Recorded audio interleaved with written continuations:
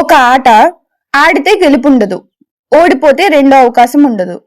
ఈ ఆటలు బోర్ కోసం కాదు, ప్రాణాల్ని పరీక్షించడానికి పుట్టినవి. ఈ ఆటలు ప్లే స్టోర్లో లేవు, గేమ్ సీడీలో దొరకవు. కానీ మన ఫోన్లోనే, మన మనసులోనే నెమ్మదిగా ప్రవేశిస్తాయి. ఇవి వీడియో గేమ్స్ కాదు, ఇవి నిజంగా మనుషుల్ని చంపిన ఆటలు. మనకి చిన్నప్పుడు ఆట అంటే ఆనందం, నవ్వు, స్నేహం. కానీ ఇప్పుడు కొన్ని ఆటలు నవ్వు కాదు, నిశ్శబ్దంగా ప్రాణాలు తీస్తున్నాయి. ఇవి ఎలా మొదలయ్యాయి? మన దాకా ఎలా వచ్చాయి? మన లాంటి వాళ్ళు ఎందుకు ఆడారు?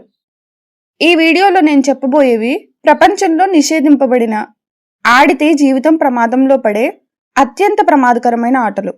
మొదటిది బ్లూ వేల్ అనే ఆట. ఇది ఒక యాప్ కాదు, ఒక వెబ్సైట్ కాదు. ఇది మొదట రష్యాలో సోషల్ మీడియా గ్రూప్స్ లో మొదలైంది. ఫేస్బుక్, టెలిగ్రామ్ లాంటి చోట్ల 50 డే ఛాలెంజ్ అని గోప్యంగా ఆహ్వానాలు పంపేవారు. మొదట చిన్న పనులు, ఉదయం లేచి ఫోటో పంపడం, రాత్రి నిద్ర తగ్గించడం, తర్వాత మనసుని పూర్తిగా కంట్రోల్ చేసే టాస్కులు, తర్వాత ఇంకొంచెం ప్రమాదకరం.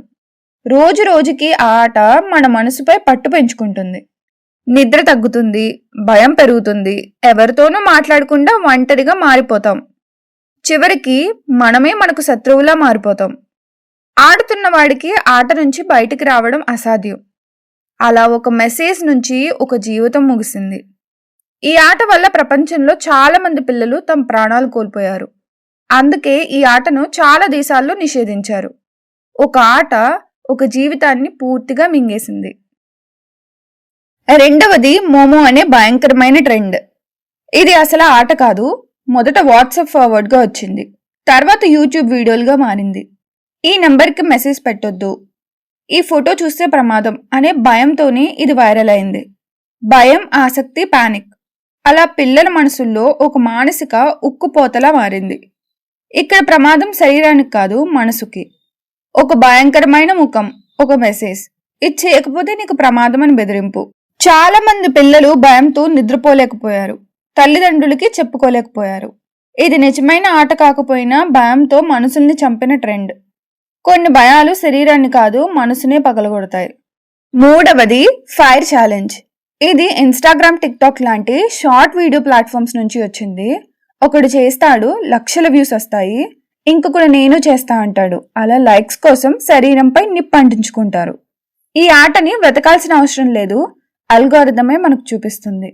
శరీరంపై ద్రవం పోసుకుని నిప్పండించుకోవడం, వీడియో కోసం, లైక్స్ కోసం, కొన్ని సెకండ్ల ఆనందం కోసం జీవితాంతం కాలిన మచ్చలు. కొంతమందికి ప్రాణాలు కూడా ఆగిపోయాయి. వ్యూస్ పెరిగాయి, కానీ జీవితం ముగిసిపోయింది. నాలుగవది చాకింగ్ గేమ్. ఇది కొత్త ఆట కాదు, ఇది స్కూల్ గ్రౌండ్స్ లో పిల్లల మధ్య ఏళ్ల క్రితమే మొదలైంది. శ్వాస ఆపుకుంటే ఒక వింత ఫీలింగ్ వస్తుంది అని ఒకడు ఇంకొకడికి చెప్పాడు. ఇప్పుడు అదే యూట్యూబ్ వీడియోలు, రీల్స్ గా మారింది. పిల్లలు ఒంటరిగా ట్రై చేస్తారు, అక్కడే ప్రమాదం ఉంది. శ్వాస ఆపుకుంటే ఏదో ప్రత్యేకమైన అనుభూతి వస్తుందంటారు, కానీ మెదడుకి ఆక్సిజన్ ఆగితే సెకండ్లోనే నష్టం మొదలవుతుంది. కొంతమందికి జ్ఞాపక శక్తి పోయింది, కొంతమందికి ప్రాణాలే పోయాయి. ఇది ఆట కాదు, ఇది నెమ్మదిగా చంపే ప్రమాదం. ఐదవది రూఫ్ టాపింగ్. ఎత్తైన భవనాల మీద సెల్ఫీ ఆట. పైకెక్కి అంచున నిలబడి ఒక ఫోటో, జారి పడితే కథ అక్కడే ముగిసిపోతుంది. మొదట ప్రొఫెషనల్ ఫోటోగ్రాఫర్స్ చేశారు, తర్వాత సాధారణ మనుషులు అనుకరించారు.